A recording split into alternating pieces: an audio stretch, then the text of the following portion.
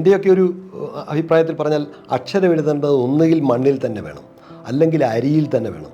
എന്തിനാണ് അരിയിൽ അക്ഷരം എഴുതുന്നത് എന്ന് ചോദിച്ചാൽ, ഈ അരി ശരിക്കും നമ്മുടെ വിശപ്പ് ശമിപ്പിക്കും. വയറിൻ്റെ വിശപ്പ് ശമിപ്പിക്കുന്ന മലയാളിയെ സംബന്ധിച്ചുള്ള അരി തന്നെയാണ്, ഒരു ധാന്യം എന്നുള്ള അരിയിൽ. ശരിക്കും പറഞ്ഞാൽ ഈ അരിയിൽ അക്ഷരം എഴുതുമ്പോൾ അക്ഷരം നമ്മളുടെ സാംസ്കാരികമായ വിശപ്പ് ശമിപ്പിക്കുകയാണ്.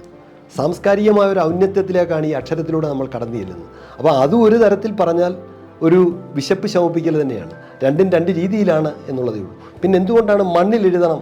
ഈ മണ്ണിലിരുന്ന് ഒരാശാൻ പള്ളിക്കൂടത്തിലിരുന്ന് മണ്ണിലിരുന്ന് പഠിക്കുമ്പോഴുണ്ടാകുന്ന ഒരു വലിയ മെച്ചം, ഈ മണ്ണിനൊരു ഗുരുത്വമുണ്ട്.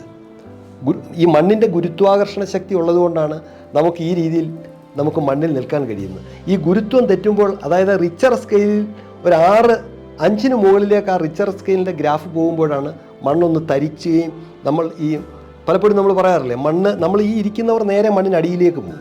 കാരണം ഭൂമി കുരുങ്ങും. ഒന്ന് തരിക്കുക പറഞ്ഞാൽ ഒന്ന് കുരുങ്ങുക എന്നാണ്. ഭൂമി ഒന്ന് കുരുങ്ങിക്കഴിഞ്ഞാൽ ഈ മേളിലിരിക്കുന്ന മുഴുവൻ ആളുകളും താഴേക്ക് പോകും. കാരണം ഭൂമിക്ക് ഒരു നിമിഷം മതി, ഫ്രാക്ഷൻ ഓഫ് സെക്കൻഡ്. അത് ഭൂമിക്കൊരു ഗുരുത്വം ഉള്ളതുകൊണ്ടാണ് അങ്ങനെ കുലുങ്ങാതെ അതിനെ നമ്മളെ നിലനിർത്തി എല്ലാത്തിനെയും ഉൾക്കൊണ്ട് നിലനിർത്തി പോകുന്നത്. അപ്പോൾ ഭൂമിയുടെ ഗുരുത്വത്തെ തൊട്ടറിയുന്ന ഒരവസ്ഥ കൂടിയാണ് മണ്ണിലിരുന്ന് പഠിക്കുക എന്ന് പറയുന്നത്. ഇപ്പോൾ ആശാൻ പള്ളിക്കൂടത്തിൽ പഠിച്ച ഞാനടക്കമുള്ള ഒരു തലമുറ മണ്ണിലെഴുതി പഠിക്കുകയാണ് ചെയ്തത്. മാത്രമല്ല ഓലയിലായിരുന്നു അന്ന് അക്ഷരം.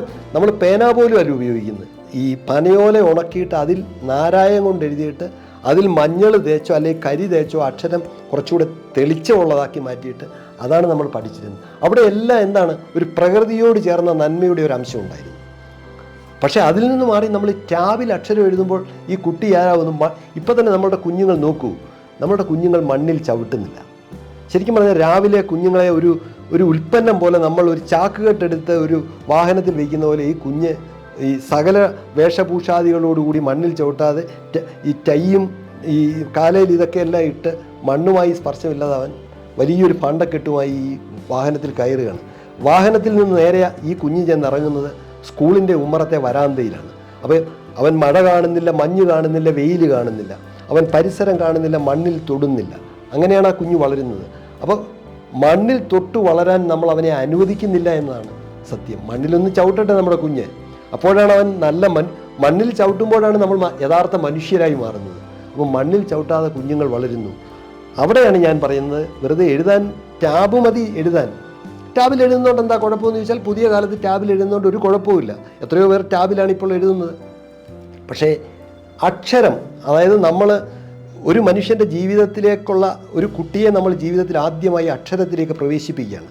അവൻ അക്ഷര ലോകത്തേക്ക് കടന്നു വരുമ്പോൾ, അറിവിൻ്റെ ലോകത്തേക്ക് കടന്നു വരുമ്പോൾ, ആദ്യാക്ഷരങ്ങൾ ഹരിശ്രീ എഴുതുമ്പോൾ അത് മണ്ണിലെഴുതണം അല്ലെങ്കിൽ അരിയിലെഴുതണം എന്ന് ആത്മാർത്ഥമായി ആഗ്രഹിക്കുന്ന ഒരാളാണ്. അതിനുശേഷം പഠിച്ചു മിടുക്കനായി അവൻ ജീവിതത്തിൻ്റെ ഒരു ഘട്ടം കഴിയുമ്പോൾ ടാബിൽ എഴുതട്ടെ, അവൻ എത്രയോ ടാബുകൾ ഉപയോഗിക്കട്ടെ. പക്ഷേ അവൻ തുടക്കം ഇവിടെയാകട്ടെ.